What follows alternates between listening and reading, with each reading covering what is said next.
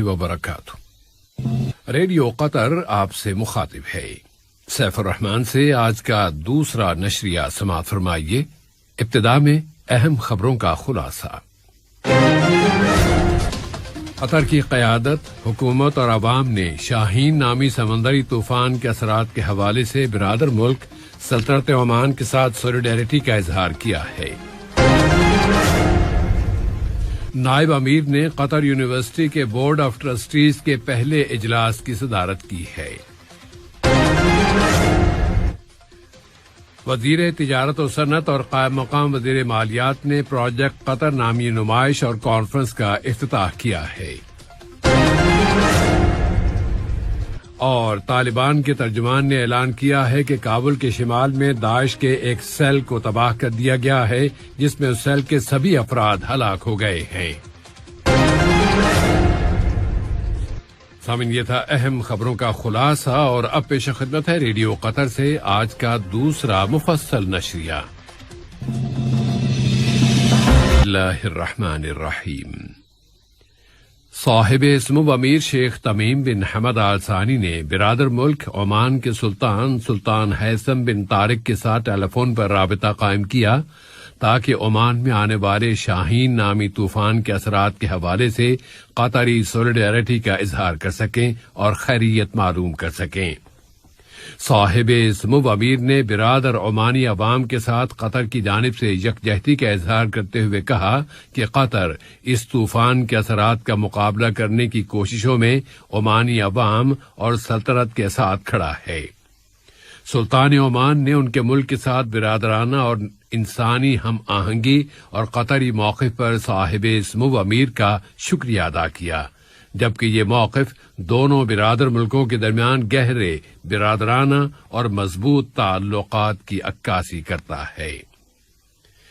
صاحب سمو امیر شیخ تمیم بن حمد آل ثانی نے مملکت لیسوٹو کے بادشاہ شاہ لٹسی سووم کے نام ان کے ملک کے یوم آزادی کے موقع پر مبارکباد کا برقی پیغام ارسال کیا۔ نائب امیر شیخ عبداللہ بن حمد آل ثانی نے بھی لیسوٹو کے بادشاہ کے نام یوم آزادی پر مبارکباد کا برقی پیغام روانہ کیا ہے۔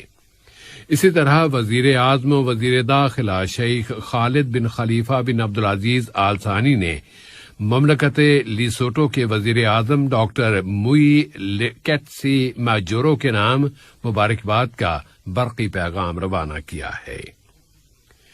نائب امیر اور قطر یونیورسٹی کے بورڈ آف ٹرسٹیز کے سربراہ شیخ عبداللہ بن حمد آل ثانی نے قطر یونیورسٹی کے تعلیمی سال 2021-2022 میں بورڈ کے اجلاس اجلاس کی صدارت کی ہے۔ بورڈ نے انجینئرنگ کالج میں ریلوے انجینئرنگ کی شاخ کھولنے اور ڈاکٹر عمر محمد الانصاری کو اکیڈمک امور کے لیے قطر یونیورسٹی کا ڈپٹی چیئرمین رکھنے کی منظوری دے دی ہے۔ بورڈ آف ٹرسٹیز نے اس رواں سال کے دوران دنیا بھر کی یونیورسٹیوں میں قطر یونیورسٹی کی پوزیشن کے بارے میں رپورٹ دیکھی۔ QS اسکیل پر دنیا کی 250 بہترین یونیورسٹیوں میں اور THE کے لحاظ سے دنیا کی 350 یونیورسٹیوں میں قطر یونیورسٹی اپنی سابقہ پوزیشن پر قائم ہے۔ نائب وزیر اعظم و وزیر خارجہ شیخ محمد بن عبد الرحمن آل ثانی سے آج ملک میں ایران کے معاون وزیر خارجہ جناب علی باقری کنی نے ملاقات کی۔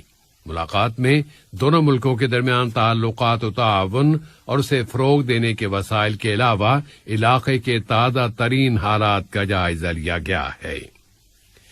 وزیر تجارت و صنعت اور قائم مقام وزیر مالیات جناب علی بن احمد الکواری نے آج تعمیر و بنا کے 17ویں سیشن میں قطر پروجیکٹ کے عنوان سے نمائش اور کانفرنس کا افتتاح کیا ہے۔ یہ نمائش اور کانفرنس نمائشوں کے دوحہ سینٹر میں منعقد کی گئی ہے اور قطر میں کورونا کی وبا کے بعد قطر پروجیکٹ کے نام سے منعقد کی جانے والی یہ پہلی بین الاقوامی نمائش اور کانفرنس ہے۔ وزارت خارجہ کے سیکریٹری جنرل ڈاکٹر احمد بن حسن الحمادی سے ملک میں جمہوریہ نائجر کے سفیر حسن مبارک بوبکر نے ملاقات کی ہے، جس میں دو طرفہ تعلقات و تعاون کا جائزہ لیا گیا ہے۔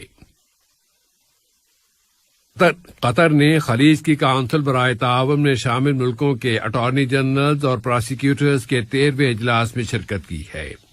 ویڈیو کمیونیکیشن کے ذریعے منعقد ہونے والے اس اجلاس میں قطر کے اٹارنی جنرل ڈاکٹر عیسیٰ بن سعد الجفالی النعیمی نے قطری وفد کی قیادت کی۔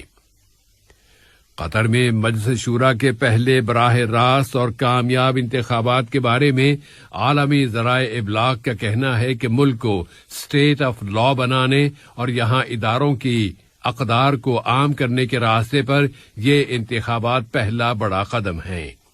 ان ذرائع ابلاغ کا کہنا ہے کہ یہاں کے شہریوں کے لیے یہ اپنی نوعیت کا پہلا بڑا ایسا تجربہ ہے جس کی ماضی میں یہاں کوئی مثال نہیں ملتی، اور انتخابات کی نگرانی کرنے والی کمیٹی نے بھی کورونا کے احتیاطی اقدامات کے ساتھ بہت منظم طریقے سے انتظامات کیے ہیں۔ قطر نے مقبوضہ فلسطینی سرزمین اور اسرائیل میں کی جانے والی انسانی حقوق کی خلاف ورزیوں کی تحقیقات کے لیے کمیٹی کے ممبران کی تعیناتی کا خیر مقدم کیا ہے۔ اس نے عالمی برادری سے اپیل کی ہے کہ وہ دوہرے معیاروں یعنی ڈبل سٹینڈرڈ سے بچنے اور اسرائیل کے قبضے کے خاتمے کے لیے اپنی ذمہ داریاں پوری کرے۔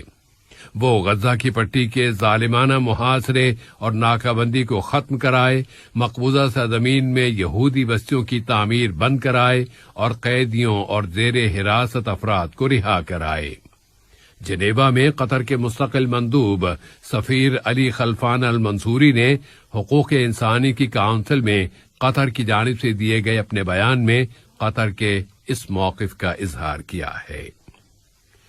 سلطنت عمان میں آنے والے سمندری طوفان سے متاثرہ علاقوں میں بچاؤ کی کمیٹیاں وہاں انسانی ضروریات کی تکمیل اور متاثرین کو پناہ گاہیں فراہم کرنے میں کامیاب ہو گئی ہیں۔ ان میں ضرورت کی تمام اشیاء اور وسائل فراہم کیے گئے ہیں۔ شاہین نامی اس طوفان کی وجہ سے وہاں ایک بچے سمیت کم از کم 4 افراد کی ہلاکت اور متعدد دوسروں کے زخمی ہو جانے کی اطلاعات ملی ہیں، جبکہ کچھ خبروں میں جانی نقصان میں اضافہ بھی بتایا گیا ہے۔ سعودی عرب نے انکشاف کیا ہے کہ ایران کی نئی حکومت کے ساتھ پہلے براہ راست مذاکرات کا ایک دور ہوا ہے۔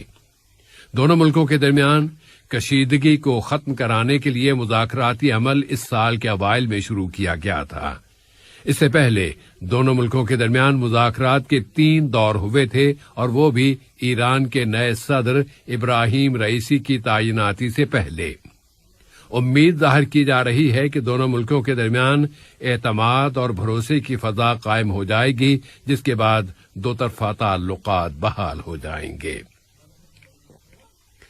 طالبان تحریک کے ترجمان ذبیح اللہ مجاہد نے اعلان کیا ہے کہ اس تحریک کی فورسز نے کابل کے شمال میں دولت اسلامیہ نامی تنظیم کے ایک سیل کو مکمل طور پر تباہ کر دیا ہے اور اس میں شامل تمام افراد ہلاک کر دیے گئے ہیں۔ انہوں نے کہا ہے کہ اس سیل کے خلاف کیا جانے والا حملہ اور کامیاب اور فیصلہ کن رہا ہے۔ اس خلیے یا سیل کی تباہی داعش کے اس دھماکے کا جواب ہے جو دارالحکومت کی ایک مسجد کے باہر کیا گیا تھا، اور اس میں متعدد سول باشندے قتل اور زخمی ہو گئے تھے۔ اور 2 امریکی سائنسدانوں ڈیوڈ جولیس اور ایڈم پٹاپوٹیان نے 2021 کا میڈیکل کے شعبے کا نوبل پرائز حاصل کر لیا ہے۔ انہوں نے جلد میں ایسے ریسپٹرز کا پتہ چلایا ہے جو ٹمپریچر اور جلد کے ساتھ لمس کے تعلق کو ظاہر کرتے ہیں۔ اس انکشاف کی وجہ سے اب نئی درد کش یعنی پین کلرز دوائیں تیار کی جا سکیں گی۔ آج کے نشریہ ختم ہونے سے قبل اہم خبروں کا خلاصہ ایک مرتبہ پھر پیش خدمت ہے۔ قطر کی قیادت، حکومت اور عوام نے شاہین نامی سمندری طوفان کے اثرات کے حوالے سے برادر ملک سلطنت عمان کے ساتھ سولیڈیرٹی کا اظہار کیا ہے۔ نائب امیر نے قطر یونیورسٹی کے بورڈ آف ٹرسٹیز کے پہلے اجلاس کی صدارت کی ہے۔ نائب وزیر اعظم و وزیر خارجہ اور ایران کے معاون وزیر خارجہ نے 2 طرفہ تعلقات اور علاقے کے تازہ ترین حالات کا جائزہ لیا ہے۔ وزیر تجارت و صنعت اور قائم مقام وزیر مالیات نے پروجیکٹ قطر نامی نمائش اور کانفرنس کا افتتاح کیا ہے۔ اور طالبان کے ترجمان نے اعلان کیا ہے کہ کابل کے شمال میں داعش کے ایک سیل کو تباہ کر دیا گیا ہے، جس میں اس کے سبھی افراد ہلاک ہو گئے ہیں۔ ریڈیو قطر سے آج کا دوسرا نشریہ اپنے اختتام کو